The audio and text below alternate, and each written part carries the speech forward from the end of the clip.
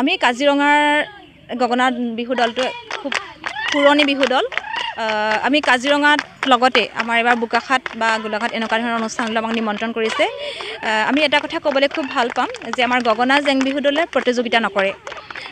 জেং বিহু যিহেতু মুকলি গছৰ তলত পৰিৱেশন কৰা বিহু পৌৰাণিকভাৱে, আমি সেই পৰম্পৰা ৰক্ষা কৰি আহিছোঁ আৰু সেয়েহে আমি গছৰ তলত মুকলি বিহুৰহে অনুষ্ঠান কৰিম আৰু কৰি আহিছোঁ।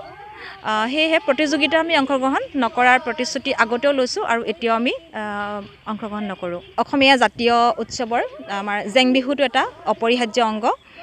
জেং বিহু সকলোৱে জানে যে প্ৰথমতে জীয়ৰীসকলে ইয়াত অংশ লৈছিলে। এতিয়া সময়ৰ লগে লগে জীয়ৰীৰ লগতে বোৱাৰীসকলেও বা জ্যেষ্ঠ বৃদ্ধ যিখিনি নাচিব পাৰে তেওঁলোকেও অংশ লয়।